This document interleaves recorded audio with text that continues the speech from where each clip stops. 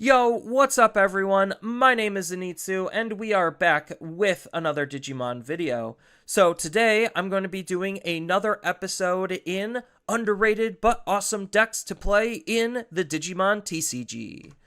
So, before I get into the actual decks this episode, if you're enjoying this type of content and you want to see more, feel free to leave a like and subscribe, and don't forget to hit that notification bell so you can stay up to date when I upload or go live next, and feel free to tell me your thoughts about any of the decks down in the comments below. But just as a quick disclaimer, I do want to point out on what underrated actually means, because some people might not exactly understand what the definition of underrated is. So underrated is to basically underestimate the extent, value, or importance of someone or something. So for Digimon decks, this could just literally mean older decks that aren't seeing play, or bad decks, in quotation mark, that might be able to do some surprising things, or even decks that haven't necessarily topped in a large event in a while, but can still do well at the locals level. So those are mainly the types of decks that I'm going to be referring to when I'm talking about these decks being underrated. So keep in mind, not all of these are probably going to be super competitive, and I don't necessarily recommend that you're taking them to large events, but they're still decks that can be fun and reasonable to play nonetheless. So without further ado, let's kick it over to some of the decks and see what we're going to be looking at today. And so, for the first deck that we have on the docket today, it is going to be an updated version of the core CS deck found in BT22. So, we did actually get some support in BT23 that is making this a little bit better. And we have just a lot of different CS traded cards in general to work with, so there's probably just lots of ways to be able to approach CS, but in terms of the traditional ways to build CS, this is going to be one of them, which again came from BT22, and Hoodie is going to be the new one that is found in BT23. So as far as what this version of CS is trying to do, it's basically kind of being like a light version of Nightclaw and Lightfang, where the idea is you're going to be using your rookies to be able to shove your topmost version of the Digimon into the bottom of its inheritables, essentially de-digivolving it, and then gaining some additional momentum and abilities for doing that. And the important reason why we want to do that is because we do have specific Digimon on our level 4s and sometimes our level 5s that are asking us to have multiple of the same level in order to be able to gain an additional benefit, which is going to be really nice. And that benefit also is extending to one of the new cards that we got from BT23, which is not only just helping increase our overall memory efficiency, but it's also allowing us to have some additional protection that the deck really didn't have a whole lot of before, and one of the big factors on what was keeping it back. Because it does have like a lot of reasonable things going on inside of it. It has lots of ways to be able to play out its tamers, both on level 4 and level 5, and on an option and a tamer. So setting up your tamers isn't necessarily that big of an issue. It's just maintaining your Digimon is actually the main problem. And the deck didn't really have a lot of protection before, which is why the new Takumi from BT23 is really important to the deck. Then, on top of that, when it comes to some of the other new tools that we got BT23 Craniumon, which already just has Blocker and Reboot, which is a good keyword pairing, and on top of that, he's going to be offering us some additional protection for not only just our Digimon, but our tamers as well, so we can actually try to keep our tamers around in case the opponent is actually trying to delete or remove our tamers. Which, keeping our tamers on the field is going to be incredibly important, as well as our Digimon, just to make things a little bit harder for the opponent. Then, when this Digimon gets suspended, whether it's by this ability or actually blocking, then we get to delete all of the opponent's Digimon with the lowest play cost, which is incredibly powerful in terms of the removal. So, yeah, this card just is increasing not only just the protections that the deck had, but increasing the removal that we have as well. because outside of that, we really were just kind of relying on Alphamon and multi-attacking with Alphamon to be able to get some good enough DP reductions, on top of stacking it with like some D-Digivolve and some other abilities to further DP reduce the opponent's Digimon as the primary form of removal. Then that's kind of why we still also would want something like Dianamon, because this is basically just interacting not only with Nightclaw and Lightfang, but with CS as well, because they have a very similar playstyle in terms of how this deck is built. So Dianamon being a really fantastic floodgate that also can have some decent aggression is really nice, but the inheritable also is pretty good because we actually do have a level 7 CS outside of Omnimon that we actually want to utilize. And the brand new Eximon from BT23 isn't even punishing us for not doing the whole classic DNA thing. We just get to Digivolve or hard play the card, most likely Digivolve, and gain full benefit for utilizing this card, which it's incredibly strong because suspending not 1, not 2, not 3, but 5 of your opponent's Digimon and or Tamers is really strong, and then none of those Digimon can unsuspend during the unsuspend phase, so they can unsuspend if it's outside of the unsuspend phase, just keep that in mind, but still just stun locking the opponent's Digimon down is really good, and then we also can attack with this Digimon,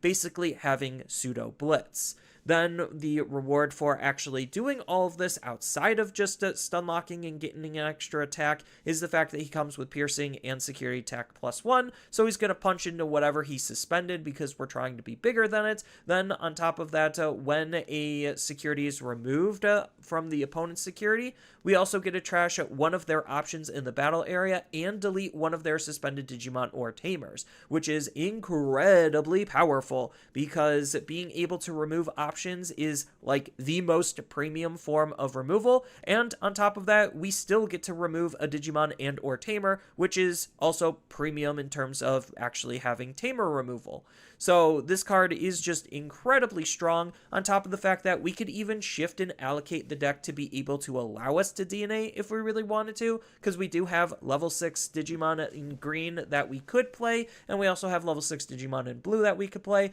on top of the fact that we could also build the deck to actually utilize the partition ability, because the partition ability isn't working on the level 6s, it's working on the level 5s. So that is pretty decent in terms of the flexibility that we have in order to build the deck to better incorporate Eximon. But I just think digivolving into our level 6s and trying to be as efficient on doing so is probably just the preferred route. While Eximon is kind of cute, he just seems more like the game finisher and the card that's going to basically make it very hard for the opponent to fight back under. So utilizing something like Kirinmon just for the pure tempo aspect is going to be probably the preferred way, on top of the fact that we have, again, some pretty decent level 5s that we could run, so it doesn't necessarily have to be something like a Kuomon. You could do something else, but again, just the options are all there. I just like the fact that Akuamon has some built-in protections in case we can't go all the way up, but we still want to commit to something on the board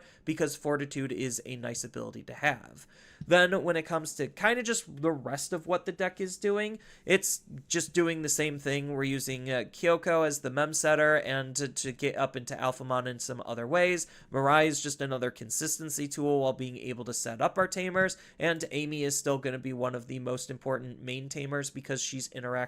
with the fact that we want to do that whole de-digivolve, re-digivolve thing. So yeah, that's kind of just all of what CS is currently doing in terms of the old version from BT22 updated for BT23. And then the next deck that we have is going to be another deck that did get a pretty decent boost in BT23, going from one of, if not the worst Liberator deck to actually something that's relatively playable. So that's pretty decent that it actually did get a good wave of support that actually helps the deck in a meaningful capacity. So as far as the new additions to the deck, because the majority of it really hasn't changed because we're still just basically trying to play towards Royal Base's overall strengths, which is just rigging our security. So we have a lot of Digimon that want to be in our security and be face up in our security, so that way they're going to passively give buffs to our Digimon. Our level 3s are going to increase the DP, our level 4s are also going to increase the DP, then our level 5s are going to give blocker, and then we have flexibility on how we're going to approach our level 6 Digimon. So the old boss monster of the deck was Queen Beemon, where Queen Beemon's whole gimmick is, yes, she has Alliance, but she's going to be pulling Digimon out of our security, kind of toolboxing them in a sense, so that way we could try to optimize on how we're going to A, aggress, and B, control the opponent's field.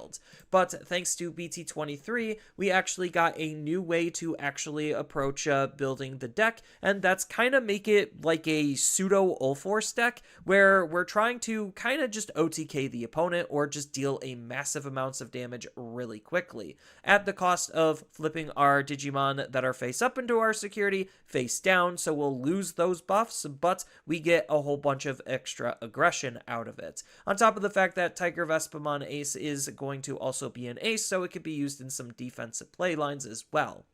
So it has some pretty decent flexibility there. And when it comes to some of the other new supporting tools, we got the new Fun Beemon, which is going to be the deck's dedicated searching tool, which we didn't have before, which is kind of funny to think about it. And then we also have the new Waspmon, which is going to be our Tamer setter, which again is something the deck didn't have before. So that's kind of funny that it took the second wave of support to get basic tools that a lot of other decks currently have access to. Then when it comes to the level 5, we have basically some extra protection by allowing us to maintain our Digimon on the field a little bit longer, which is always a good thing. But as far as the rest of the deck, it really isn't doing anything completely different than what it has been doing. The new Tamer is really decent at being able to not only just help us with some additional memory, which I think it's kind of weird that this deck doesn't actually have a dedicated like memory setting Tamer. So if you wanted one, you could probably just run something like BT1 Mimi or something. But I feel like if you're just trying to go up into your stack and do your thing,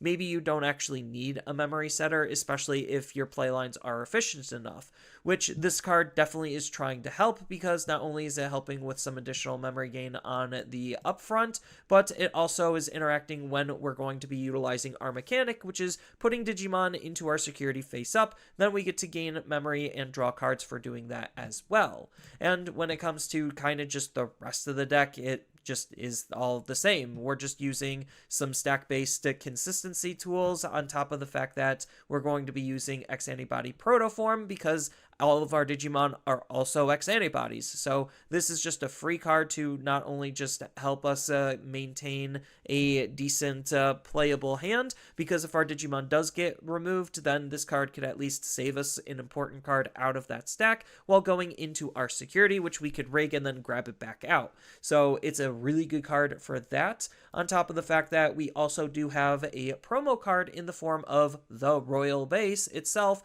which is just another card that's helping boost the overall speed and tempo and capabilities of what Royal Base is capable of. So I think between all of these different updates, it really does make a lot of difference on actually making Royal Base a playable deck.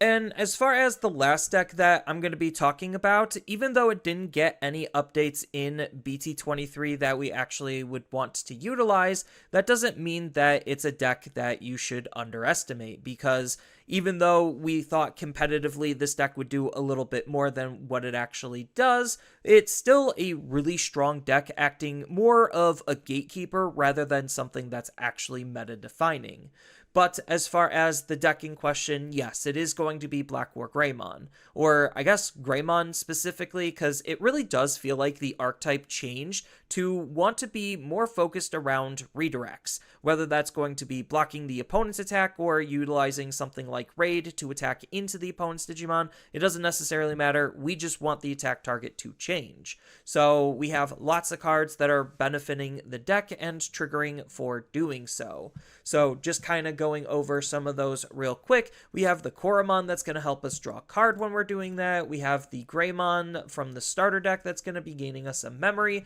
as well as the Agumon, so we could kind of try to use this to like time walk the opponent, where if we choke them and we have both of these inheritables and we force them to attack, then we get to take away some memory and potentially block that attack. Because the idea is we're going to be utilizing Metal Greymon from EX10 to basically force their Digimon into attacking, and then that gives us the opportunity to then ace the opponent and kind of ruin their whole game plan. And then the fact that the deck also can passively just trash the opponent's security is really good, because one of the biggest weaknesses of the deck is the fact that it doesn't necessarily have that great of a damage output, because none of these cards are saying like security attack plus or whatever, but that's why a card like Metal Greymon X Antibody is really important, is so that way we actually have more protections, because one of our weaknesses, because we're an ace deck, is de-digivolve, and this card shores up that weakness quite nicely, while also being able to help burn the security even more. So between the Metal Greymon and the X Antibody, we should be burning a good amount of the security